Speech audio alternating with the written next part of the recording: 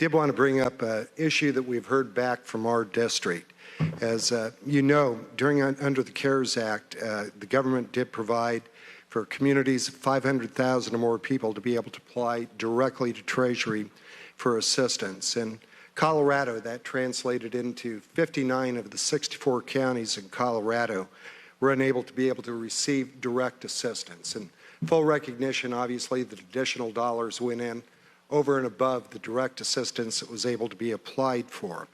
And I guess, Mr. Secretary, what I would like to be able to see from you is there been any oversight to be able to do what I believe was the congressional intent, to be able to get those dollars back into small communities like those that I represent, and have we had any sort of an examination of how those dollars are being spent by the states?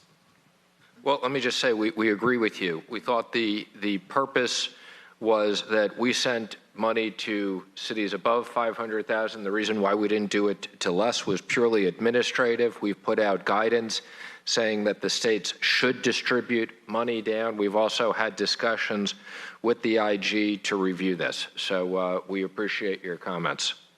Well, thank you, and I appreciate the recognition that the small communities happen to, when we look at small business, that was my real life, we create 7 out of 10 jobs, and a lot of that does happen to be in rural America, and appreciate your attention to that as we're looking forward to any other package that may come forward.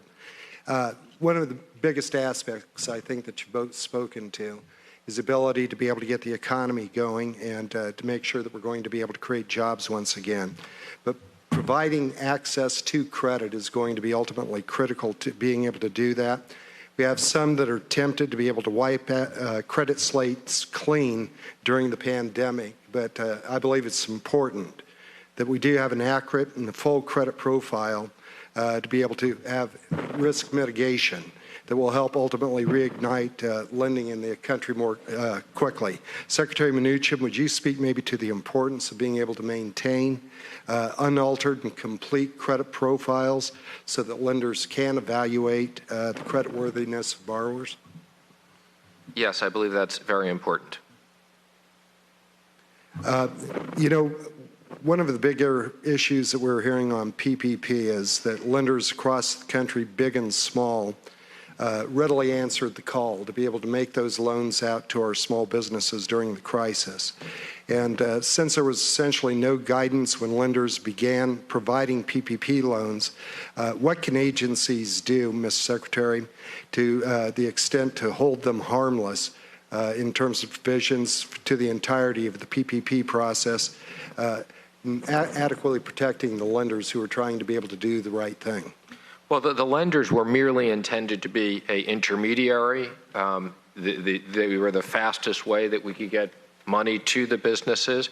Most of the certifications were certifications that the borrowers had to make and that they would be liable for.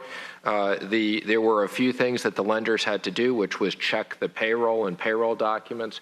But yes, it was supposed to be predominantly a pass-through mechanism. Okay, thank you.